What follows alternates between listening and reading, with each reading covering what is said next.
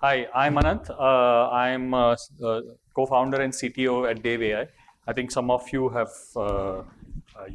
I've had interactions with some of you, but mostly I think I'm sitting at the back coding, doing some work most of the time. So I don't get the opportunity to meet all of you guys face to face and spend some time with you. As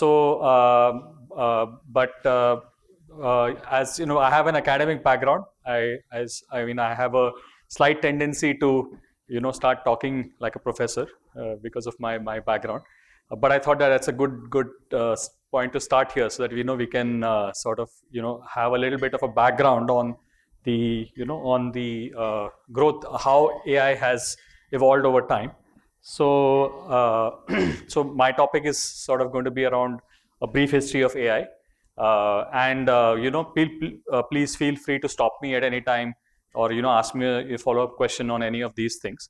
I'm not going to talk too much in depth about the technology itself. There'll be a few slides which have some core tech parts, and if you are interested, of course, we have a networking session. Please reach out to me, and we can spend some more time discussing some details and things like that for sure, right?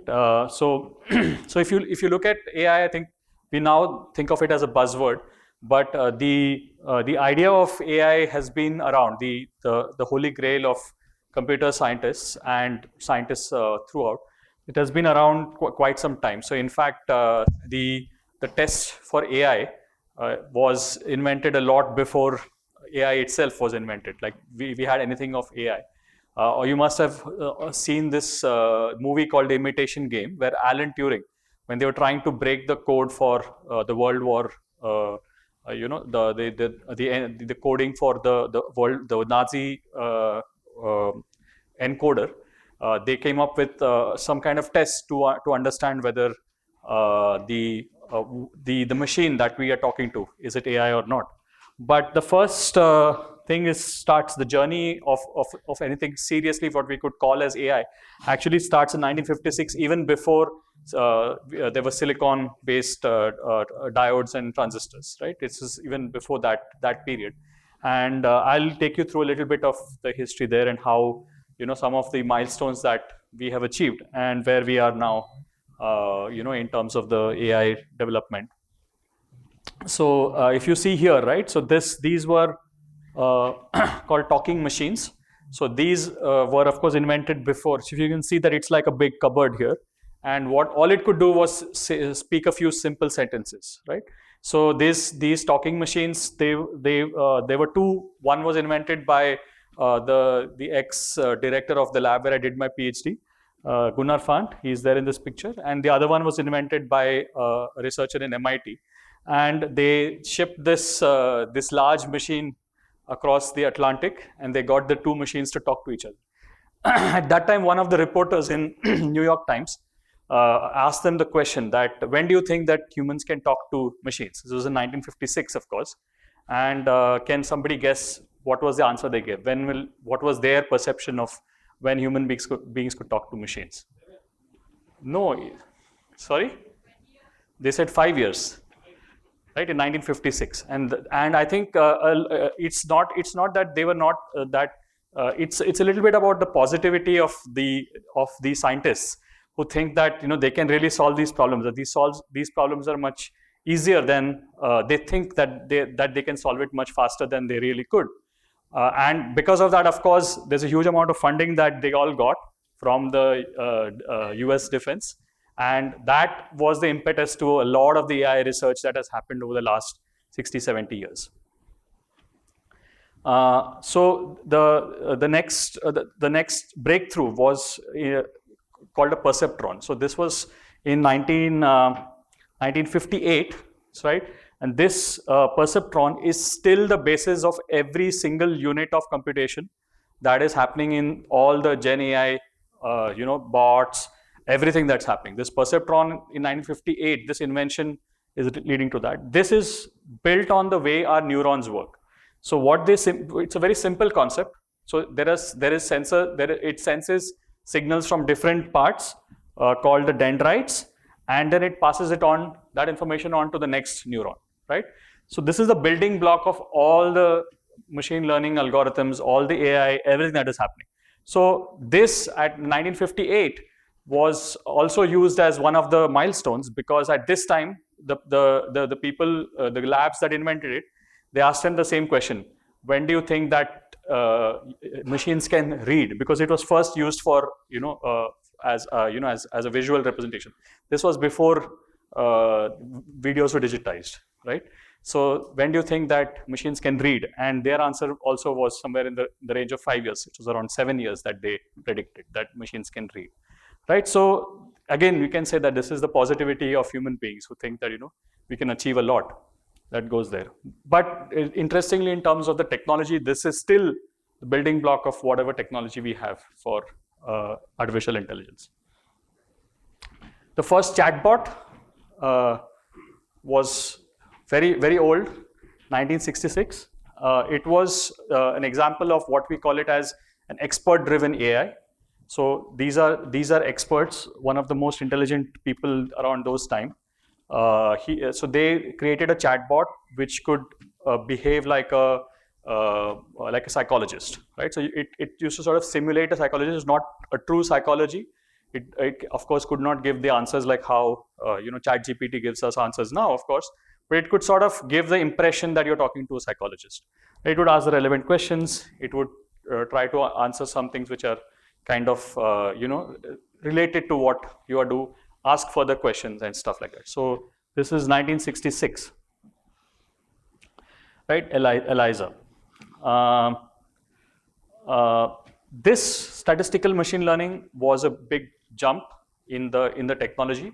So if you look at what people did with AI before statistical machine learning, was basically have a lot of very intelligent experts who would code lot of rules and lot of if-else statements, a lot of different types of coding to be able to answer these questions. And they found that there are limits to that. The more complex you make things, the more difficult it is for experts to make a system which works coherently, right? This is something that they knew that this was what was possible at that time, but they soon knew that this is not going to be viable any longer. So they came up with statistical machine learning, and what this does is essentially that we have basic units of algorithms, but the way the algorithm works is based on the data that is provided to the algorithm. Now, when you provide data, what do you mean by data? Data is to say that if you have to give the AI a task to do a task, so the task can be to recognize handwriting, for example, right? So if that is a task, then you would have to feed the AI with a lot of examples of handwriting and its labeling, saying that, okay, this was what was written.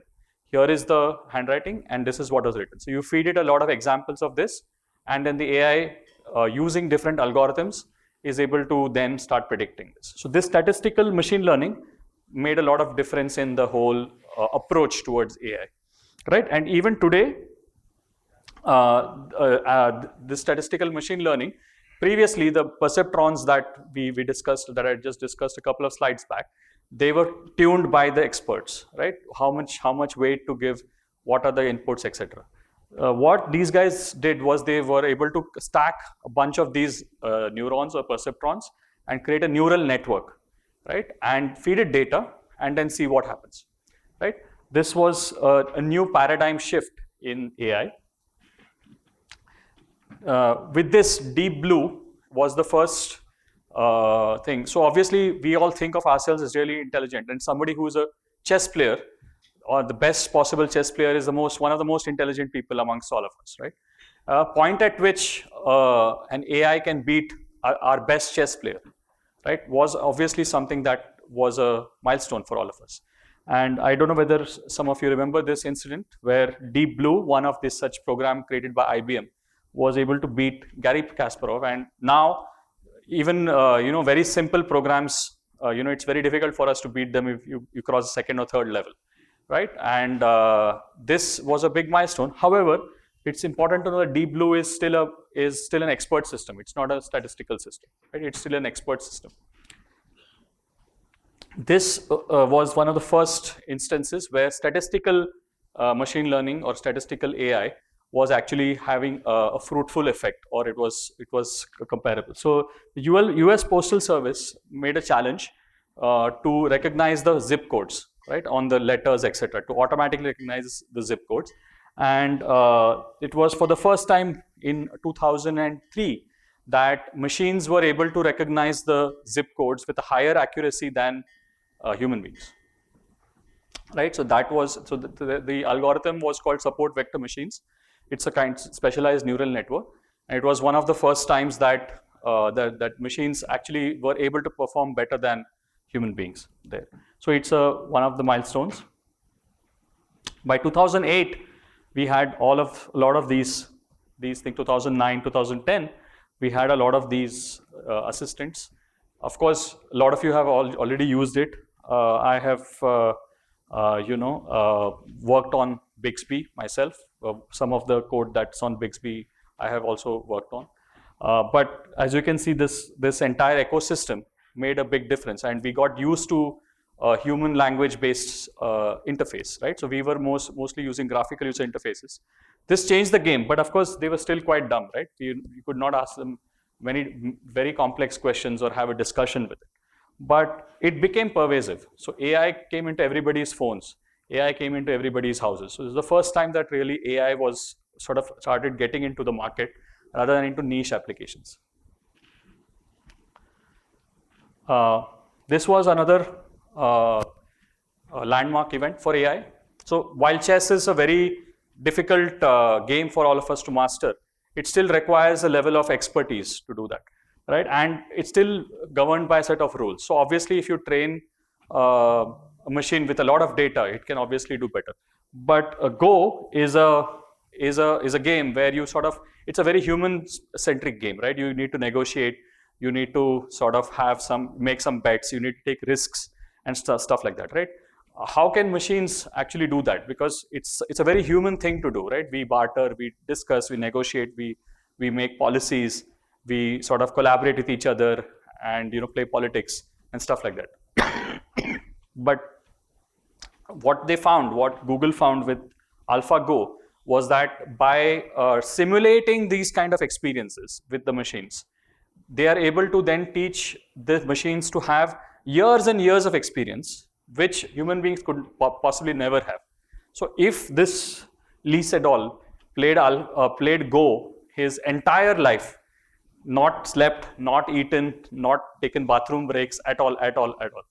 He would the amount of data that AlphaGo was able to train itself on was 8. He would not have been able to do it in 8 lifetimes, right? If he did not get a single hour of sleep or rest or anything like that. So at some point, we are now reaching the point where that machines are now able to be trained on the kinds of data that we cannot even imagine. Our brains are extremely rich, right? We process something close to 16 billion data points every second, right? With our eyes, ears, smell, touch, everything, like all the mechanics, the ability to just stand, right? It requires some 16 billion types of inputs, right? So our world is very rich. The way we perceive the world is extremely rich. But even with that rich world of data that we as human beings encounter, at some point the machines were able to, or rather we were able to create machines which are able to learn or make use of data way beyond what we encounter in our lifetimes. Then of course all of you know about this. So OpenAI ChatGPT, and I'll go a little bit, sorry, something wrong with this. Okay. Okay. Yeah, fine. I'll try to. I think there's some stuff missing here. But what I'll try to do. So essentially, what is a transformer model? Is what actually changed the game, right? A lot of things. So what does OpenAI or what does ChatGPT do? So ChatGPT is basically a transformer. It means that it takes in some data. The data could be text, right? It could be images, or it could be sound, it could be different types of data. Then it encodes it into a format that it understands. And then finally, you can, using that encoded data, you can do different tasks. Now the tasks can be to do some classification, right?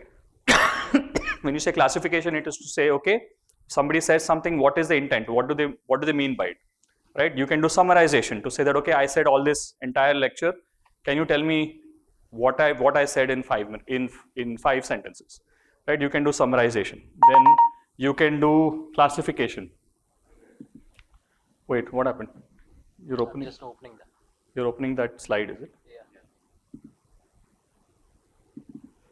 Yeah, here, correct. So you can understand the sentiment of what the person said. You can understand their intent, etc. You can detect objects. You can detect faces. You can do a lot of things. So what the transformer model is a general solution. Until this transformer model, we used to most of the AI scientists, including myself, when we were doing our research, we were trying to build specialized models. We were trying to build specific models for specific solutions, right? What transformer model did as a different thing is to say that everything is the same. They're all neurons, right? So you put all kinds of data to it and encode it in a common format, right? And once you have encoded it, then you can do whatever tasks you. So the amount of knowledge that it was able to encode within its own system started evolving and started becoming to a larger and larger extent. And what is important is that even us, right? We perceive things as an integrated way, right? When we see something, if we hear something along with it, we understand it better, right? If we smell something and then somebody is talking to us at that time about what the smell is, we pay attention to it, right? So for us, it's an integration of all these different inputs, and a similar thing is actually happening even in the machines, right? And that made a big difference in what OpenAI started doing.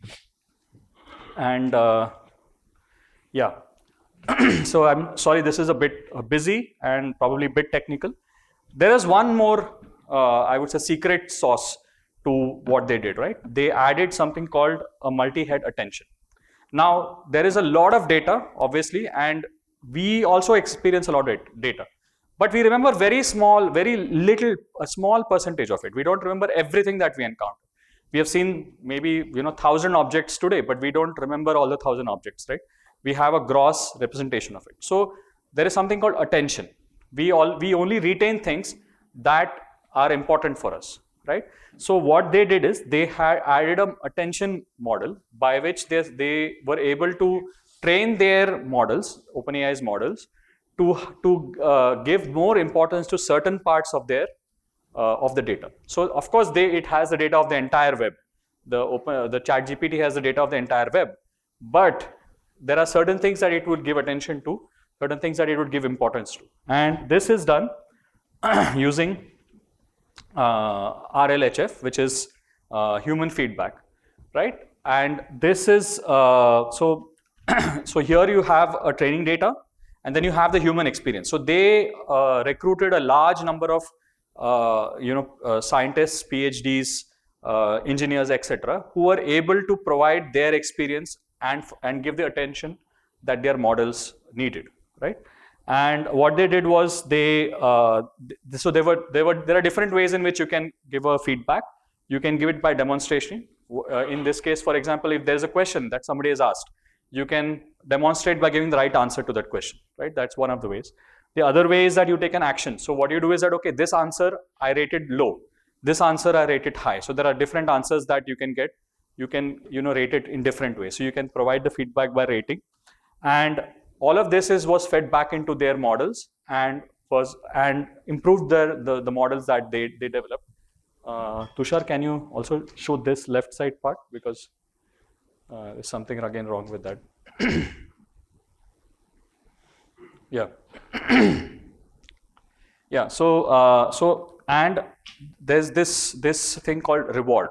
So what they did was they were able to make their system strong by providing a reward to behavior that their human feedback engineers and scientists were able to rate well. So they give a reward to behavior or answers or creations or what images or videos or text, etc., we were able to reward it in a way and give it a bias. You say that, right? So if you feed in all the data to a system, right, it's more than likely going to give you garbage, right? That is the most likely output. And in fact, the first few trials of whatever, when people started using the same transformer models, but try to put the entire world's data into that, most of it was garbage, abuse, and these kind of things, right? Which actually are the what we don't pay attention to, right? This is all there, but we don't pay attention to it. But at the point at which the human feedback they were able to incorporate that made a huge difference, and that has sort of transformed the way AI has been operating and has been made accessible to us at a greater level. And finally, now we are able to actually talk to machines almost as if we are talking to human beings, right? We were able to do it at different levels in the last 60, 70 years, but it's only now that we are able to find this final difference that is there. So obviously, I don't want to, just want to quickly do this thing which was missing.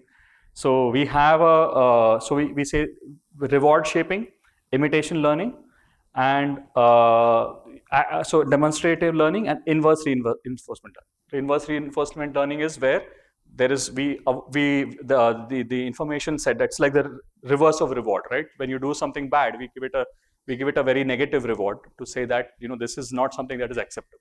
And that is the reason why OpenAI is able to avoid racism or biases and abusive language. So people, even if you feed in data which is essentially racist or essentially what you see on the web from all your different feeds, it is still able to filter that out and behave in a responsible way. That's one of the key ingredients that OpenAI has. So as I said, I'll close my presentation here.